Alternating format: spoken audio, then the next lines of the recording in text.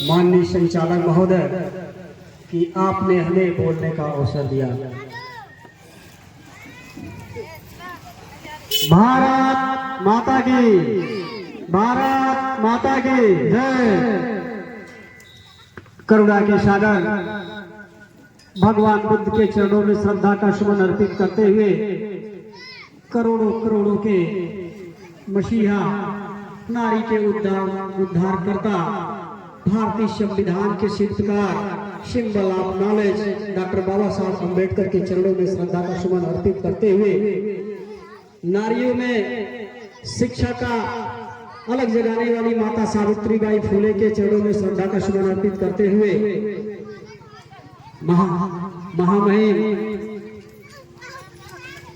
के पद से सुशोभित महामहिम राष्ट्रपिता ज्योतिबा फुले जी को नमन वंदन करते हुए मैं यहाँ पर उपस्थित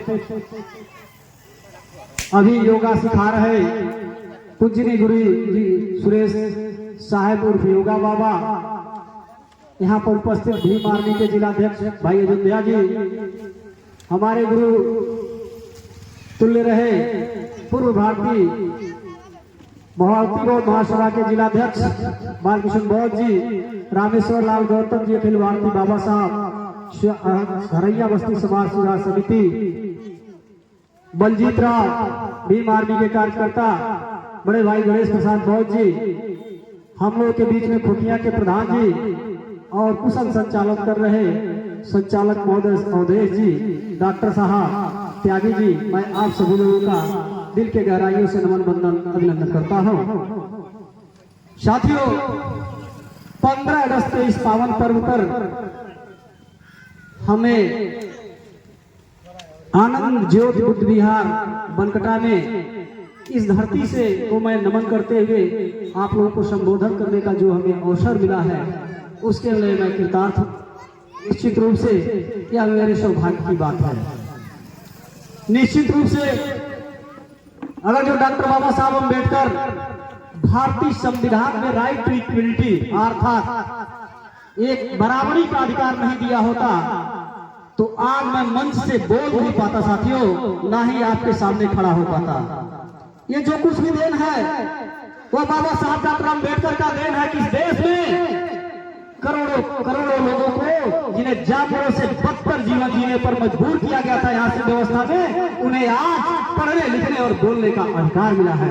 हमारे माता और बहनों को यहाँ पर कुर्सी पर बैठने का अधिकार मिला है तो निश्चित रूप से डॉक्टर बाबा साहब अम्बेडकर का योगदान है, न किसी अन्य महापुरुष का, बल्कि बहुत से महापुरुष किए, लेकिन जो महापुरुष डॉक्टर बाबा साहब ने हमें लिखित रूप से कानूनी संविधान के द्वारा हमें अधिकार दिया वो निश्चित रूप से अन्य किसी ने नहीं दे पाया। बाबा साहब एक हमें कहानी मिलता है पढ़ने को, कहानी नहीं सच्चाई है कि 1920 में अंग्रेजों ने कहा था हम आपको छोड़ करके चले जाएंगे, लेकिन एक शर्त है कि आप अपना संविधान बना करके हमें दे दीजिए तो मैं इस भारत देश को छोड़ करके चला जाऊंगा। कि हमारे जाने के बाद आप इस देश को कैसे चलाएंगे। 1920 से लेकर के 20 साल तक अथक प्रयास किया गया इस देश में। बहुत से विद्वानों ने कई बार संविधान लिखा लेकिन संविधान पूर्ण रूप से नहीं हो पाया। कारण उसका यह था कि भारत अनेक जातियों में, अनेक धर्मों में, अनेक संप्रदायों में टुकड़ी टुकड़ी रियासतों में बटा हुआ था और सबको खुश कर पाना असंभव था। तब डॉक्टर बाबा साहब अम्बेडकर को जब संविधान सभा का इन्हें प्रारूप समिति का अध्यक्ष बनाया गया तो बाबा साहब डॉक्टर अम्बेडकर ने एक ऐसा संविधान विश्व का दिया जिसका चर्चा करने के बाद अंग्रेजों के पास उसको पाठ करने के लिए कोई जगह नहीं थी। तब जाकर के वो झुक करके 15 अगस्त 1947 को रात में हमें 12 बजे के आसपास आजादी दी। साथियों, ये बाबा साहब डॉक्टर अम्बेडकर का राष्ट्रभक्ति का प्रमाण है। ये अगर जो बाबा साहब डॉक्टर अम्बेडकर उतनी अच्छी संविधान नहीं देते तो निश्चित रूप से आज भी अंग्रेज इस भारत देश से नहीं गए होते। तो अन्य महापुरुषों की तो बात बताई जाती है, बाबा साहब को नहीं बताई जाती। बाबा साहब का एक और राष्ट्रभक्ति से मैं जोड़ते हुए आपको बताना चाहूंगा कि जिस समय 1956 में डॉक्टर बाबा साहब अम्बेडकर ने बौद्ध धर्म का दीक्षण लिया और बौद्ध धर्म स्वीकार किया, तो पत्रकारों ने पूछा डॉक्टर बाबा साहब अम्बेडकर आप बौद्ध धर्म स्वीकार क्यों किए, क्यों नहीं ईसाई धर्म स्वीकार कर लिए, क्यों नहीं आप जो है इस्लाम धर्म स्वीकार कर लिए। डॉक्टर बाबा साहब ने अम्बेडकर ने कहा I am first Indian and last too, मैं पहले भारतीय हूँ और अंतिम रूप से भारतीय हूँ। अगर जो मैं दूसरे धर्म को स्वीकार करता तो मेरा देश विदेश, मेरा सर जो है विदेशों के लिए झुकता, लेकिन बौद्ध धर्म भारतीय धर्म है, मेरा सर अगर झुकेगा तो निश्चित रूप से सिर्फ भारत के लिए झुकेगा। ऐसे थे हमारे डॉक्टर बाबा साहब अम्बेडकर। साधु साधु साधु। हम गुणगान कर लें, जितनी भी बातें कर लें वो कम है, लेकिन साथियों मैं इस मंच के माध्यम से एक आग्रह और करूंगा। 1 अगस्त को माननीय सुप्रीम कोर्ट ने SC/ST के संविधान को समाप्त करने के लिए एक षड्यंत्र भरा फैसला दिया है। उसने कहा है कि उपवर्गीकरण होगा। मैं कहता हूँ उपवर्गीकरण खत्म करने का एक साजिश आरक्षण को उपवर्गीकरण किस आधार पर होगा। मान लीजिए कोई व्यक्ति अगर जो नौकरी करना चाहता हो और 100 सीट निकल गई, उपवर्गीकरण कर देंगे और उसमें कहा गया है कि जिसको आरक्षण मिल गया उसको आरक्षण नहीं मिलेगा। तो मैं आपसे बताना चाह रहा हूँ कि मान लीजिए 100 सीट निकल गई और BA पास पर निकल गई या स्नातक पर निकल गए, तो जो आरक्षण पाया जो पढ़ा लिखा नहीं है तो क्या वह नौकरी में एलिजिबल होगा?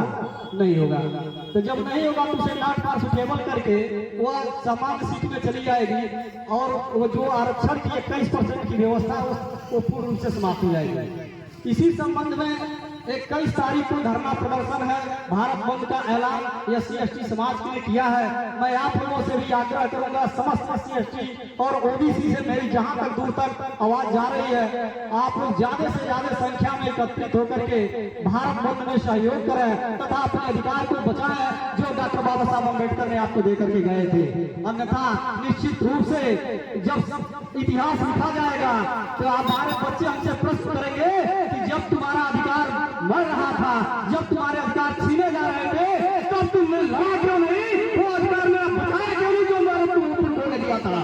तो मैं आपसे आग्रह करूंगा तो निश्चित रूप से 21 तारीख को आप लोग ज्यादा से ज्यादा संख्या में उपस्थित होइए, संपर्क करिए। यहाँ बोदरवार में या कप्तानगंज में आपको निर्देश जरूर मिलेगा, हम लोग से संपर्क करिए। 21 तारीख को भारत बंद बड़े जोर शोर से करना। साथियों इन्हीं चंद बातों के साथ मैं अपनी बातों को विराम देता हूँ। आप सभी लोगों के मंगल जीवन की कामना करते हुए नमो बुद्धाय, जय भीम, जय भारत।